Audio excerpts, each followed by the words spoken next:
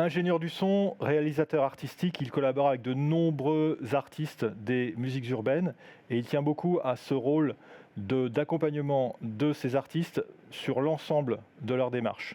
Nous accueillons aujourd'hui Rodolphe Malo. Bonjour Rodolphe. Salut Eric. Est-ce que tu peux te présenter et dire qui tu es, ce que tu fais, quel est ton rôle? Ouais, bonjour, je m'appelle Rodolphe, dit Rod2R, qui est le nom aussi de mon studio à Bagnolet. Je travaille depuis 25 ans maintenant avec des artistes de tout type. Depuis 5-6 ans, je travaille beaucoup avec des artistes de musique urbaine. La musique urbaine, c'est des jeunes qui parlent de ce qu'ils vivent. Il y a aussi dans la musique urbaine un effet extrêmement utilisé qui est l'autotune, qui est pas très bien compris par beaucoup de gens. C'est pas l'autotune qui fait qu'on chante mieux ou moins bien. Ça, c'était dans les années 80 où on le mettait pas fort et ça corrigeait les erreurs. Là, c'est vraiment un effet. C'est comme dans les années 70, on mettait énormément de reverb sur les voix. Comme dans les années 40, quand on a commencé à mettre des guitares acoustiques dans des amplis guitares. Tout le monde crie au scandale. Un peu la même chose maintenant avec les autotunes. Je pense que c'est pas compris à son bon niveau. D'ailleurs, il y a des artistes qui utilisent les autotunes pour avoir l'effet, mais si c'est faux et c'est assumé. C'est l'émotion qui passe avant la technique. Voilà, c'est la musique urbaine, c'est en live, c'est énormément d'énergie. Là, en ce moment, on voit plein de vidéos sur le net qui passent ou les concerts de la nouvelle génération encore maintenant, là, des jeunes de 20 ans. Tout le monde est sur scène, c'est une messe. Tout le monde saute partout. C'est aussi puissant à mon goût que le punk dans les années 70. Alors tu parles de scène, tu parles de studio avec ton propre studio. Tout à fait. Ce qui te caractérise peut-être un peu plus, c'est le fait que tu accompagnes les artistes du début à la fin de leur démarche. Donc ça commence comment et tu les mènes où, ces artistes? Ça. Un artiste en général, il va être signé par un manager, une boîte d'édition, où ils vont faire du travail de fond. Je me retrouve à travailler avec des gens comme ça pour ne serait-ce que leur créer leur setup de travail pour chez eux. C'est-à-dire qu'un artiste va commencer avec un petit micro, une petite carte son. Il aura fait un buzz sur Internet ou avec un single. L'éditeur ou le manager veut update son artiste. Il vient me voir et on discute. J'essaye de voir ce qui l'intéresse, dans quelle direction il aimerait travailler. Et on avance sur un setup pour qu'il puisse travailler chez lui. Pas vouloir lui imposer quelque chose. L'essentiel pour moi, c'est de comprendre ce qu'il veut et de lui donner de l'update. On n'arrive pas avec notre grosse technique devant un artiste de 18 ans à vouloir lui mettre la super carte son, le super micro. Non, lui, il a déjà quelque chose, il a sa patte. Faut updater ça. Ensuite, il va signer avec une maison de disques, il va faire un album. On va travailler vraiment sur la création de la structure du morceau. Faut pas croire qu'un producteur envoie une instru, le chanteur pose sur l'instru telle qu'elle est. Pas du tout. C'est même le contraire. C'est vraiment le producteur va faire des 4, des 8, des parties très simples où nous on va éditer là-dedans, donc comme j'expliquais. Une fois que c'est fait, on pose des voix et on renvoie cette structure-là au beatmaker, au producteur. Ce qui permet au producteur, avec les pistes voix, peut-être d'ouvrir un peu plus son morceau en arrangement. Il va recréer la structure du morceau comme celle qu'on a créée. Et à la fin de ça, il va nous renvoyer les pistes, multipistes, où donc nous, on aura les multipistes, les voix. Souvent, on repose des voix, on pose des backs, on pose des ambiances. Et à partir de là, on passe au mix. Et donc là, le mix, encore une fois, voilà, soit il y a un réalisateur qui est là, qui est embauché par la maison de disques, qui va donner les directions musicales, soit c'est l'artiste qui est réalisateur, et alors c'est vraiment lui qui va tout choisir en fait. Nous on est juste là à faire des propositions d'arrangement proposition d'effets, proposition de balance tonale, proposition de tout ça. Mais on peut se retrouver en tant que réalisateur. Moi, c'est pas du tout mon cas. Moi, j'adore avoir justement aller chercher dans l'artiste ce qu'il aime et l'émanciper. Ensuite, l'album est fini. On passe à la partie promotionnelle. Donc, il y a la partie promotionnelle radio, où il y a très peu de live. Mais il y a la partie promotionnelle télé, où là, on se retrouve sur un format assez compliqué, puisque c'est des moments très rapides. Le live n'a pas commencé à être travaillé. Du coup, on se retrouve avec des PBO. Donc, des PBO, c'est des playbacks orchestre. On garde quelque chose d'assez présent en voix pour que le propos passe. Parce que en promo télé, c'est ça qui compte. C'est ça qui compte. C'est le texte, c'est l'artiste. Une fois que les promos sont faites, l'artiste signe chez un tourneur. Et donc là, on passe sur la partie développement tournée, où là, on va réfléchir tous ensemble à qu'est-ce que veut l'artiste et qui est le réalisateur. On va partir en général sur de la tournée développement, donc c'est sur 2-3 mois, on fait une quinzaine de dates. Mais avant ça, on fait énormément de répétitions. Le son change, puisque sur l'album et la télé, on est sur des balances tonales assez linéaires, du fait que ça soit assez compressé et que ça passe dans des tout petits haut-parleurs.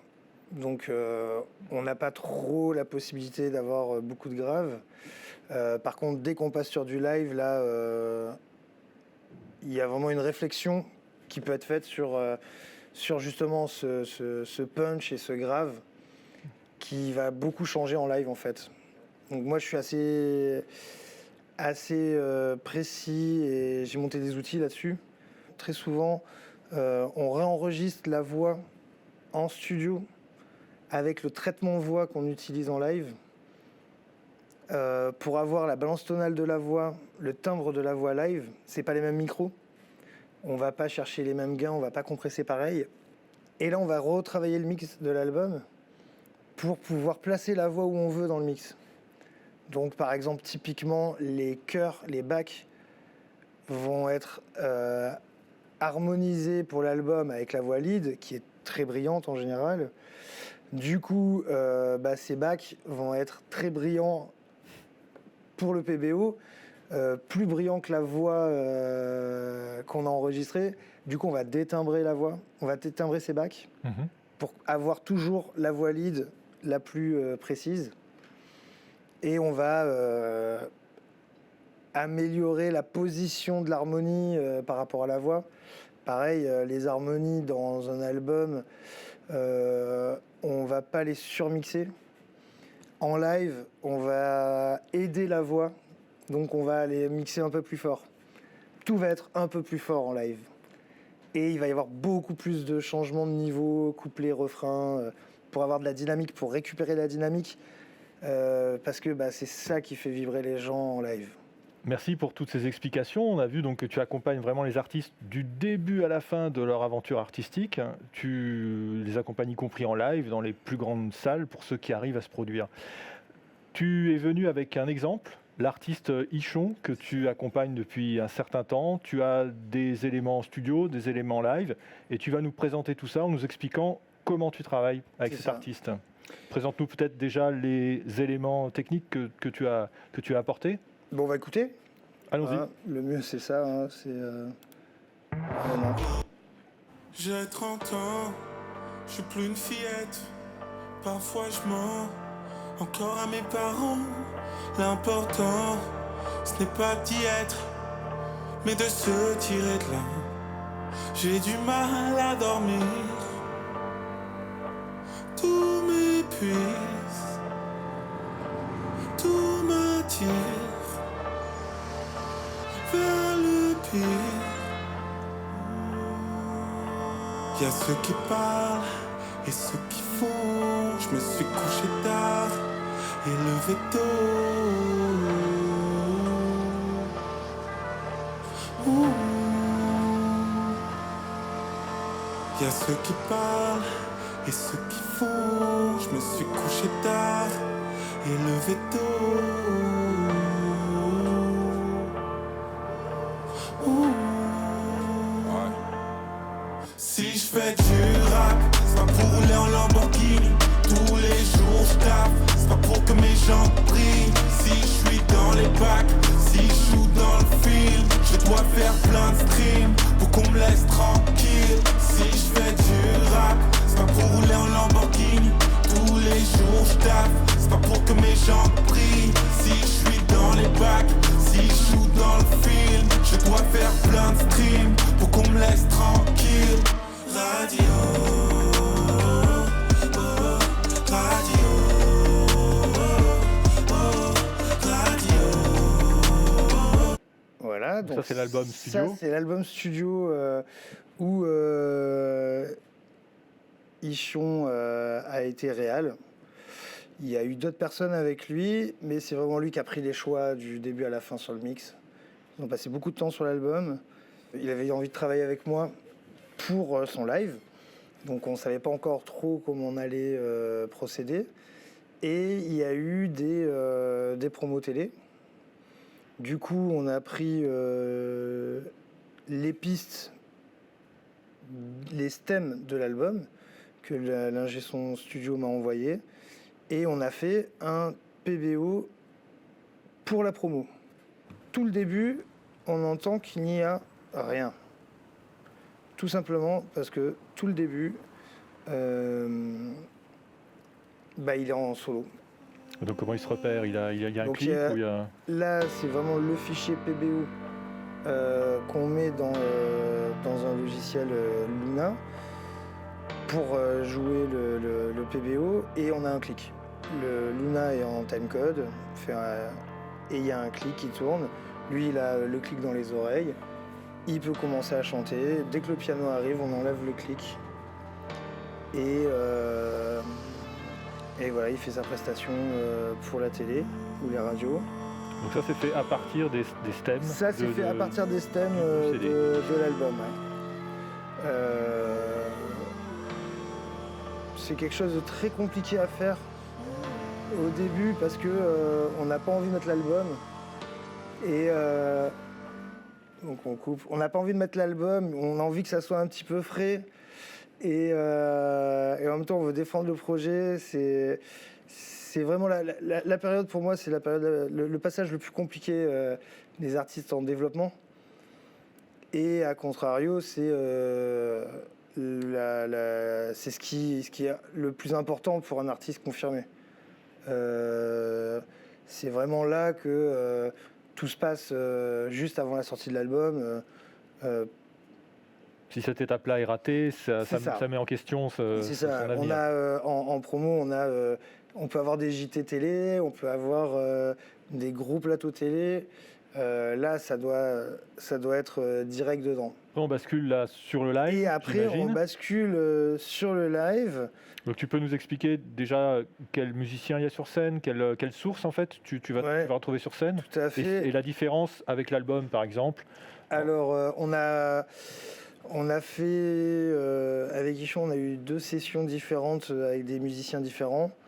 On a beaucoup cherché et Ichon a fini avec Baby Max et Lawrence Clays qui sont Lawrence Clays, c'est un batteur, full batterie, c'est tout. Il n'y a aucune électronique, il n'a pas de SPD, tout ça, c'est vraiment que batterie. Et Baby Max a un Moog, un Nord Stage, basse guitare en guitare rig avec Logic. Et nous, on a un système Luna de UAD qui est un DAW HD, ce qui permet d'avoir un traitement de voix à temps réel avec beaucoup de traitements et l'autotune qu'il utilise et les PBO qui tournent aussi là-dessus. Du coup, on a vraiment dans Luna un contrôleur qui fait play. Et là, il y a les clics, les décomptes, les pistes qu'on a gardées de l'album qui ne sont pas jouées par les musiciens. et la voix traitée. Au secours, je retombe, je me noie dans mes songes. Je n'ai à sauver le monde, j'ai replongé. J'ai 30 ans, je suis plus une fillette. Parfois je mens encore. L'important, ce n'est pas d'y être, mais de se tirer de là. J'ai du mal à dormir. Tout m'épuise, tout m'attire vers le pire. Oh, y a ceux qui parlent et ceux qui font. Je me suis couché tard et levé tôt.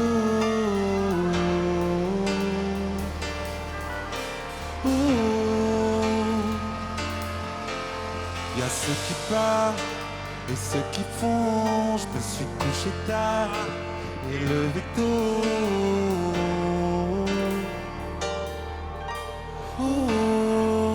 Hey! Si je fais du rap, c'est pas pour rouler en Lamborghini. Tous les jours je tape, c'est pas pour que mes jambes brillent. Si je suis dans les bacs, si je joue dans le film, je dois faire plein de streams pour qu'on me laisse tranquille. Si je fais du rap, c'est pas pour rouler en Lamborghini. Tous les jours je tape, c'est pas pour que mes jambes brillent. Si je suis dans les bacs. Les choses sont pas forcément parfaites. Quand on réécoute un live, c'est horrible. Quand on réécoute un enregistrement de live, c'est horrible. Et quand on est sur place, il y a une émotion qui est complètement ça n'a rien à voir. différente, quoi. Bah, c'est ce que je disais tout à l'heure, le concept du power de la basse, en fait. C'est vraiment sensitif, ça nous transperce. Il y a beaucoup d'effets, donc là, j'ai fait exprès de ne pas les ouvrir. C'est très, très émouvant un concert. En termes de traitement, est-ce que tu peux nous décrire justement ce que tu utilises? Tout et à nous fait. faire écouter peut-être Tout le mix, tous les instruments partent dans le master, et dans le master, j'ai un insert.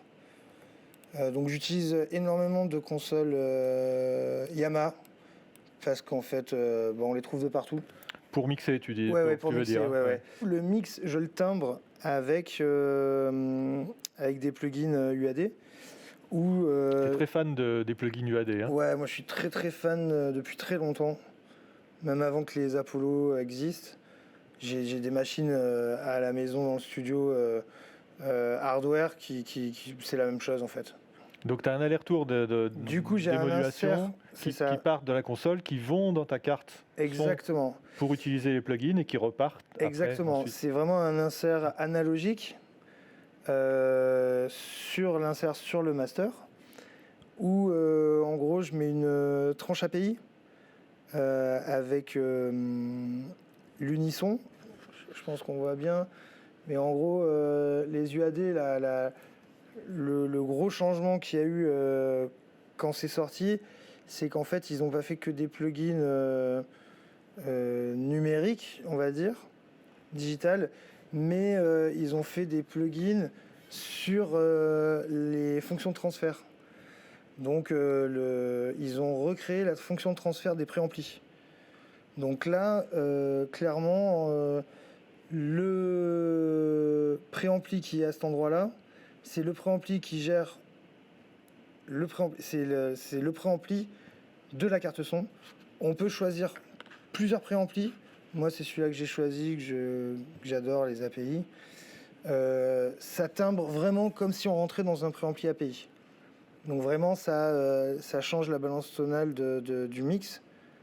Ça colore vraiment. Ça compresse beaucoup aussi. Le compresseur est très classe, on l'entend pas en fait. Il fait de la tenue, mais on l'entend pas, c'est assez dingue. Et là-dessus, c'est à peu près tout ce que je fais. Là, tu es sur tes sorties générales, hein, c'est ça? C'est sur le master. D'accord. C'est du mastering en fait. C'est vraiment du mastering En live. en live. Ce qui me permet en fait, comme en studio, d'avoir de la tenue. Et de pouvoir, sur les refrains, faire des drops. Pousser vraiment le mix et que ce traitement-là fasse de la glu. C'est vraiment très important en live parce qu'on a des limites et qu'on peut pas dépasser. On peut pas passer à 120 dB en DBA ou en DBC. En DBA c'est compliqué, mais en DBC. Donc il faut faire de la tenue. Et c'est ce qui est musical. C'est avoir la sensation que le son augmente, de se prendre une vague dans la tête, mais rester à un niveau cohérent. Ensuite, j'ai un EQ dynamique. Toujours sur ton master? Toujours sur le master. C'est vraiment cette carte son-là, avec ce channel strip-là, est dédiée pour le master. Et d'ailleurs, c'est la même chose que j'utilise sur tous mes lives. Donc là, ça, c'est vraiment un EQ dynamique qui permet d'égaliser sans égaliser tout le temps. Égaliser avec un ratio, avec un threshold. Ça va être vraiment en fonction de la salle, des systèmes. Je fais très rarement des EQ graphiques sur les systèmes, que vraiment quand il y a des gros problèmes. Là, c'est vraiment le shape du mix dans le système. Notamment ce point-là, à 80, qui est extrêmement régulier. C'est pour aller chercher l'impact, le punch, sans aller faire des EQ. C'est-à-dire que là, le punch, il va être que quand on en a besoin. C'est ça, ça va aider cette zone de fréquence uniquement quand il y a de la matière à cet endroit-là. Exactement. Pareil, dans les aigus, on va atténuer du 4 kg, du 1,6 kg, du 8K. C'est pareil, c'est en fonction des systèmes. Donc ça, c'est en balance. Mais c'est surtout un élément que je touche les 2 premiers morceaux. C'est vraiment très très... Je vais pas changer aux 31 bandes, je vais vraiment changer ma balance tonale avec ça. Ce qui est beaucoup plus musical, bien sûr, ce qui n'est pas destructif. Un point d'EQ à négatif à 160, ça va agir tout le temps. Là, ça va agir que quand il y en aura trop. Il va agir plus ou moins suivant le niveau qu'on lui envoie dedans. C'est-à-dire que quand je parlais tout à l'heure des drops, de refrains, ça va encore plus égaliser. Un compresseur Shadow Hill, que j'adore sur le master, qui n'est pas utilisé sur tout. Que tu utilises plus en couleur qu'en compresseur ou aussi en compresseur? Alors en couleur énormément. La stéréo s'ouvre, c'est un double compresseur, optique et discret. Il y a un coup bas sur le sidechain très très important.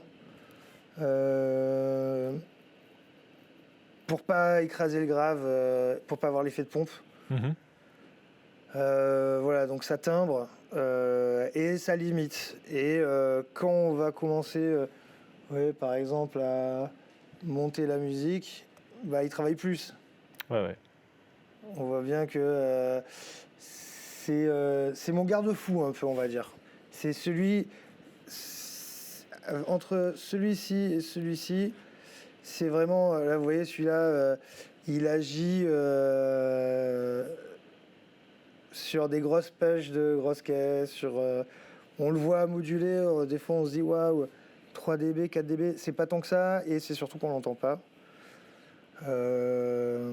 Voilà, si vous voulez, on peut faire du AB. Allez. Encore plus, je prie encore. On peut mettre peut-être je vais mettre des éléments en bypass peut-être. Encore, je prie encore plus. Encore plus. Hey, si je fais du rap, pas pour rouler en Lamborghini. Tous les jours je tape, pas pour que mes gens brillent. Si je suis dans les bacs, si je joue dans le film, je dois faire pour qu'on me laisse. Si je fais du rap, pas pour rouler en Lamborghini. Donc là on sent bien que ça rajoute ça remonte les niveaux faibles. Si je suis dans les bacs, si je joue dans le film, je dois faire plein de streams pour qu'on me laisse tranquille. Radio, radio,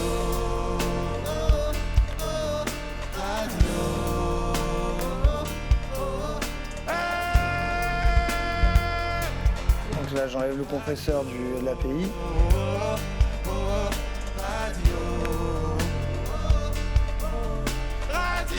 Donc là, pareil, on s'aperçoit que le kick est beaucoup plus tenu avec l'API.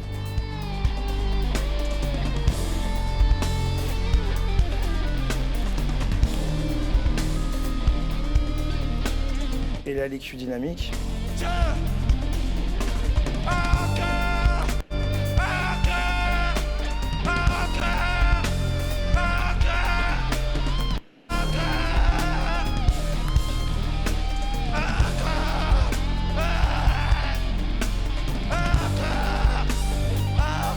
C'est presque celui-ci qui est le plus flagrant dans son action. On le voit sur les voix, l'action qu'il a sur les voix. La voix, c'est la tenue. En gros, là, chez vous, quand vous allez écouter ça sur votre petite enceinte, c'est clair que ce ne sera pas flagrant, puisque c'est vraiment fait pour avoir un niveau en live, en fait, sur les gros systèmes.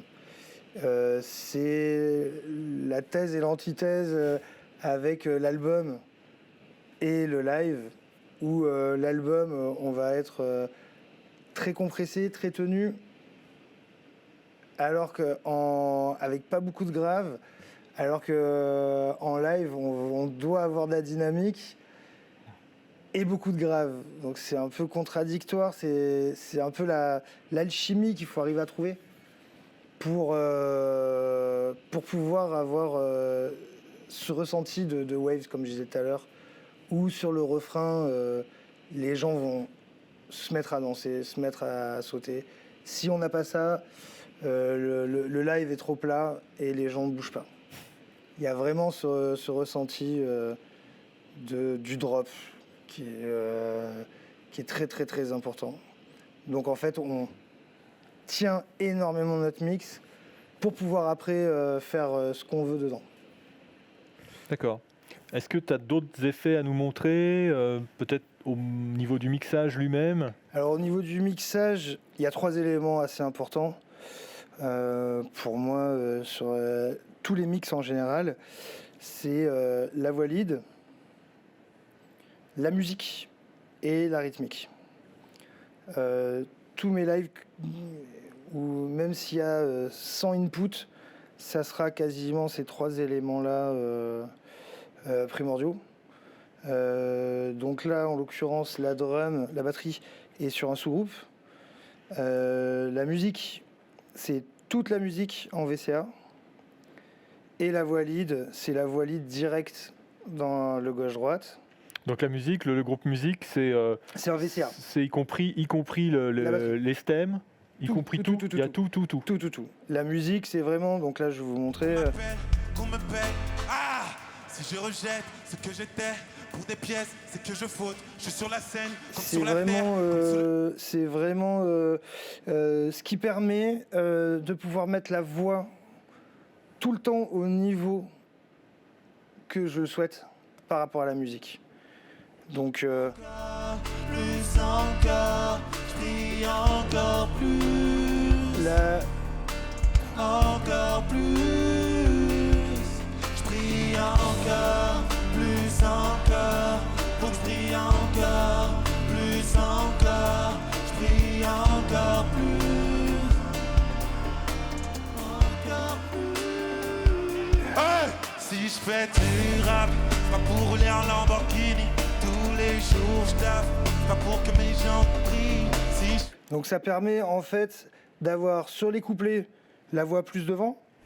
Pour qu'on me laisse, si je fais du rap, pas pour rouler en... Et sur les refrains, en l'occurrence ça c'est le refrain, mettre la musique beaucoup plus fort. Si je suis dans les bacs, si je joue dans le film, je dois faire plein de streams.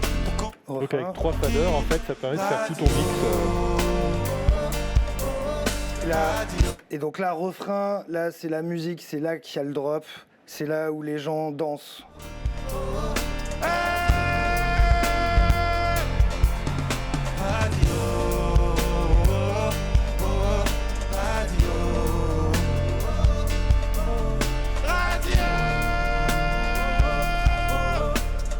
Ok, et ensuite, j'ai, ça c'est ma particularité, après chaque ingé son a ses méthodes de travail pour la réalisation, mais moi en gros j'ai tous mes effets en fader, direct, c'est-à-dire que moi Sur je la gère, même couche que sur la même couche. tes tranches Moi je gère principales. mes effets, donc la voix est envoyée au nominal dans tous les effets. Ce qui me permet d'avoir les effets sur des tirettes, ce qui se fait beaucoup en studio. Donc un petit exemple, Padzik.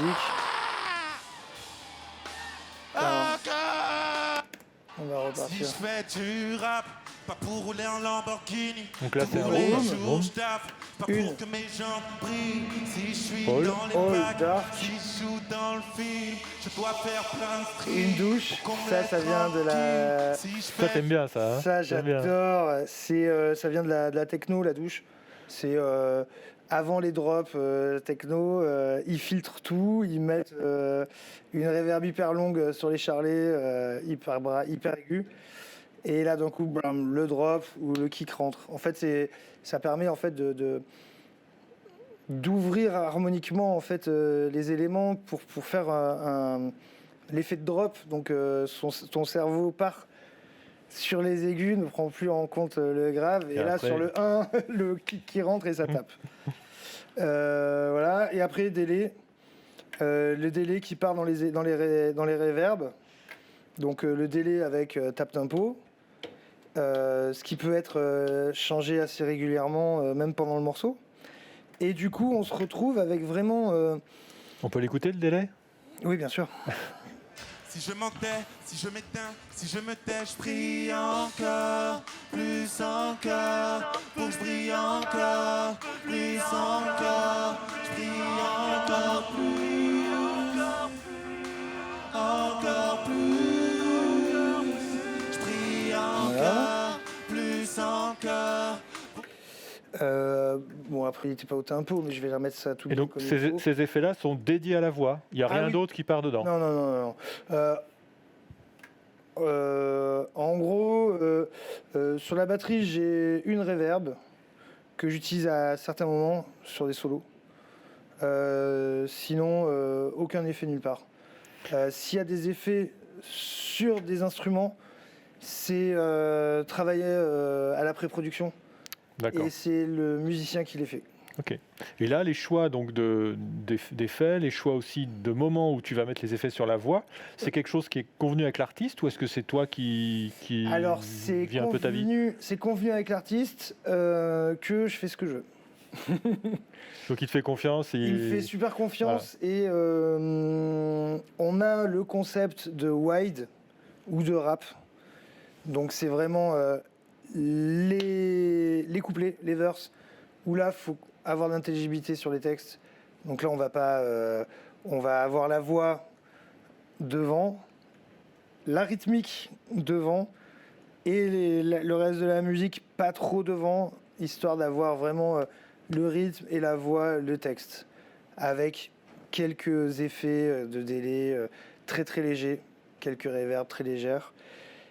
Et sur le bridge, juste avant le drop du refrain, là on envoie les chevaux, on met beaucoup d'effets pour avoir ce happening. En album par exemple, c'est très régulier de mettre une reverb à l'envers pour faire un riser d'effets pour faire l'happening, faire monter avant que ça drop. Là je le fais avec des effets, avec des envois d'effets. Et là, refrain, délai, reverb, on envoie les chevaux, la voix pas trop forte et la musique qui tape. Si on se résume, tu as 3 faders avec le contenu, donc la voix, la musique et la batterie, on va C'est dire. ça, batterie, full musique, où il y a la batterie dedans. Hein. Voilà. Mais c'est vraiment le côté rythmique. La musique, la voix. Et puis 4 tirettes d'effets et dédiés à la voix. Voilà, Et tu 4 joues effets. que là-dessus. Voilà, c'est ça. Après, là, c'est une QL1, il n'y a pas beaucoup de faders. Normalement, j'ai 8 effets. Normalement, j'ai 8 effets, je peux envoyer jusqu'à 3 délais, 3 reverbs, flange, chorus. Qui te permettent, que tu utilises dans des moments particuliers. Exactement. C'est du feeling. C'est vraiment du feeling. Faut comprendre un truc, c'est qu'au bout d'un moment, les morceaux, on les connaît par cœur. On connaît les textes par cœur. Moi, je suis derrière la console, c'est un événement. On est dans le son, on baigne dans le son, c'est fort, on s'éclate et on réfléchit plus. Comme un musicien ne réfléchit pas à se dire je vais faire tel accord, tel accord, tel accord. C'est juste pas possible. Pareil, c'est de l'arrangement, on fait pas du son. En septembre, j'ai fait un gros défilé de mode pour Etam où il y avait de la musique, il y avait un orchestre classique avec des musiciens, tout ça, il y avait 120 inputs. J'avais exactement la même chose. C'était une Digico Quantum. Donc tu avais fait un prémix, j'imagine, du symphonique. J'avais bac de droite, un ingé son avec moi qui faisait tout le prémix cordes pour attaquer toutes les consoles. Et moi j'avais les voix, les effets, tout, mais je revenais avec la même chose. Là, en gros, on ne voit pas tout, mais j'ai 28 inputs sur ce groupe-là. Je peux mixer avec exactement le bac de droite, où j'ai le Moog, la basse, la batterie, la musique, puisque faut pas croire qu'on va tout changer à tous les morceaux, tout le temps. On ne change rien, en fait. On change rien, c'est comme ça. Et puis c'est très pré-produit aussi, c'est-à-dire les stems sont pré-produits. S'il y a des choses complexes qui doivent être faites, c'est fait en studio. Là, pour le coup, on peut écouter si vous voulez par rapport à ça. Donc là, ça c'est les séquences.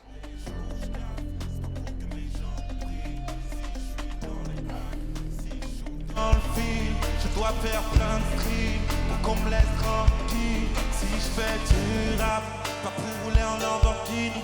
Tous les jours je tape, pas pour que mes gens ça rajoute énormément d'harmonie et de rythmique.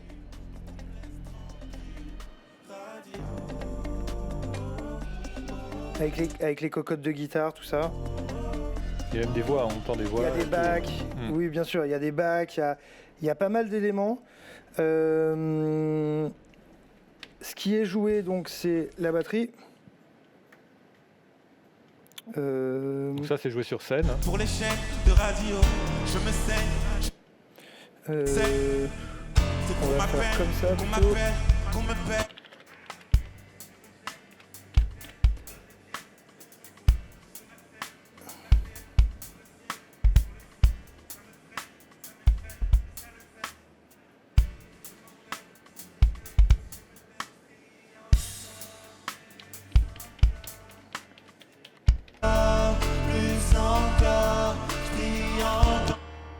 Et le Nord, le piano, grand piano.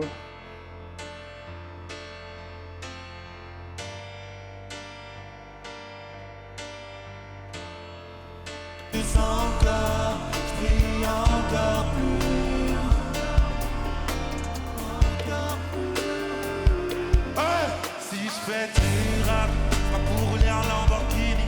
Tous les jours je tape, pas pour que mes gens prient. Donc là, je peux me permettre de mettre la batterie où je veux dans la musique et la musique où je veux par rapport à la voix. Pour qu'on me laisse. Si je fais du rap, pas pour rouler en Lamborghini. Batterie vraiment devant. Je tape, pas pour que mes gens prient. Si je suis dans les bacs, si je joue dans le film, je dois faire plein de streams. Et au drop du refrain, on monte le tout. Radio.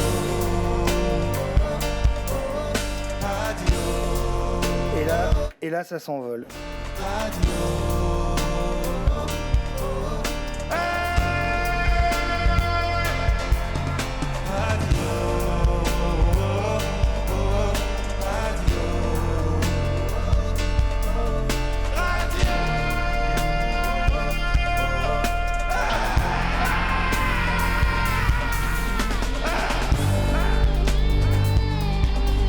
Et là, solo de guitare.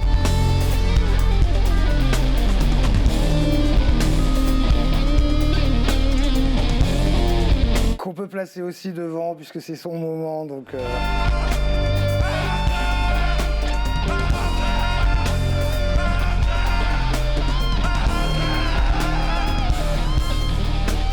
la fin, on va carrément le mettre dans l'espace.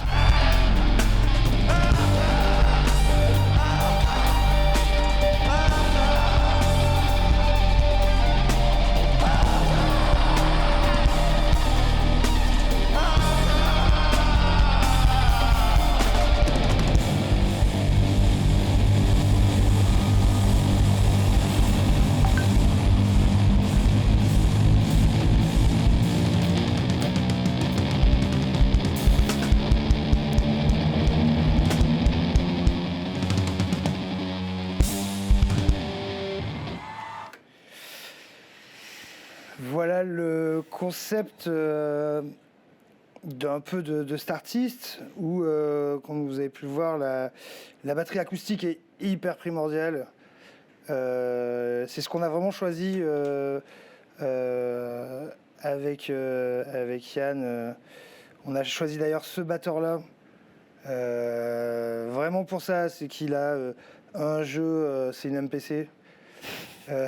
En effet. C'est vraiment une MPC et c'est l'antithèse d'un jeu rock.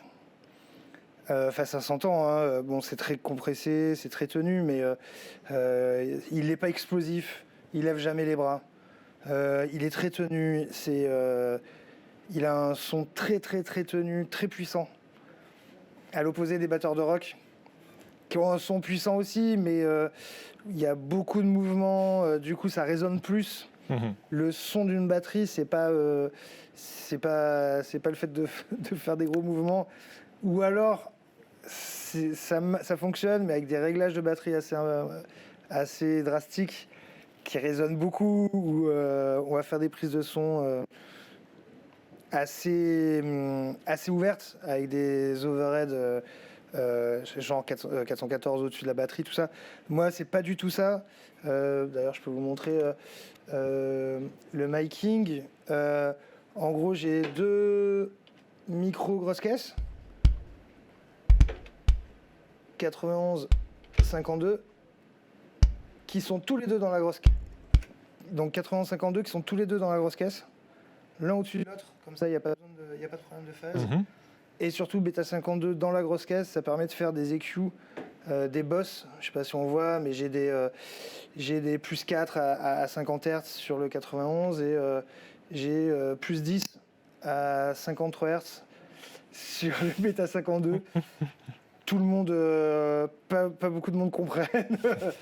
Alors que, écoutons, ça fonctionne. Ça fonctionne. C'est ce qu'on va chercher quand on mixe des albums. C'est vraiment le punch à 50. Sur un micro d'un Beta 52, il n'y en a pas autant que ça. Donc voilà, le mélange des deux marche bien. On a caisse claire dessus, avec 57, avec caisse claire dessous, KM184, pour avoir vraiment la clarté du timbre.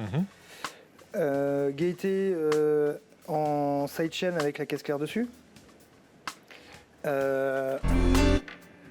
a la caisse claire 2 qu'on n'a pas là. Charlet. Bon, les tomes, mais on les a pas là non plus.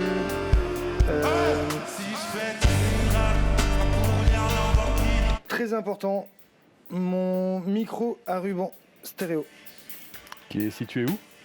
Qui est situé au-dessus de la grosse caisse. C'est un ProDip. Ça me permet d'avoir vraiment la largeur. Le côté organique. On peut pas l'entendre plus ou moins dans le mix, mais quand on l'enlève en il concert, manque quelque chose. Il manque quelque chose. C'est vraiment le liant inconditionnel qui donne la réverb de la pièce en fait, puisque c'est un double 8, donc ça prend aussi bien devant que derrière, donc ça prend vraiment l'air.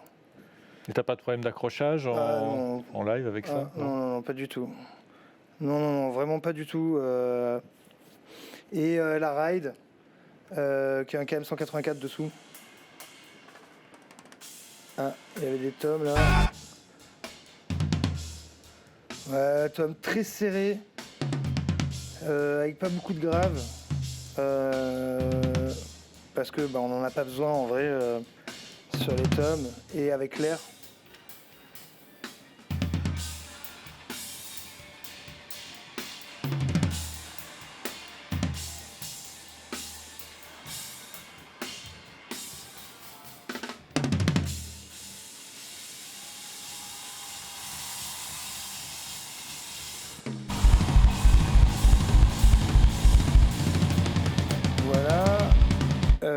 Ensuite, basse, guitare, c'est du rig, comme j'expliquais tout à l'heure, donc c'est l'ordinateur. Hein. On a calé ça au millimètre. Et la voix lead. En Lamborghini, tous les jours je tape, pas pour que mes jambes brillent, si je suis dans les bacs. Donc là, la particularité de la voix lead, c'est que j'ai pas d'EQ, pas de compresse, j'ai rien, puisque tout est traité dans Luna. Dans les UAD. Ok. Et du coup, ça permet de partir dans les effets déjà traités. Un effet, s'il n'est pas traité, ce qui rentre dans un effet, si on ne le traite pas, ça ne marche pas. Et je peux peut-être montrer les départs d'effets, où il y a des gros EQ. Déjà, sur cette situation-là, je ne l'ai pas trop compressé, mais voilà, beaucoup de traitements en amont avant de rentrer dans les effets. Pas forcément obligé de les traiter après, parce qu'il y a des réglages déjà dans les effets, mais ce qui en amont est traité, et c'est assez intéressant, quoi. Eh bien, tu nous as dévoilé plein de trucs. Ouais. Bon, après, il faut le talent pour utiliser tous ces outils, j'imagine. L'expérience, le contact avec les artistes, ça. etc., le dialogue, c'est encore surtout, une autre chose. Mais c'est surtout l'humilité de se dire que on n'est pas forcément le réalisateur. Comprendre qui embauche l'artiste, qui embauche l'ingé son, qui va t'embaucher. Comprendre quel est le propos de la musique. Et à partir de là, on va faire des choix techniques. Mais arriver avec déjà une console SSL et des plugins effets UAD, parce que c'est super bien, c'est pas le propos en fait. C'est pas le propos. Le propos, c'est qu'est-ce que l'artiste veut. Et il faut tout poser sur papier avant. Faut écouter de la musique avec eux. Faut vraiment comprendre. Un bon repas, tu m'avais dit aussi. Ah ouais, un bon repas avec les artistes. ça fera une excellente conclusion. C'est obligatoire. Merci beaucoup, Rodolphe, d'être venu nous expliquer tout ça. Et puis, bonne continuation en studio comme en tournée. Merci beaucoup. Merci à vous. À bientôt. Au revoir.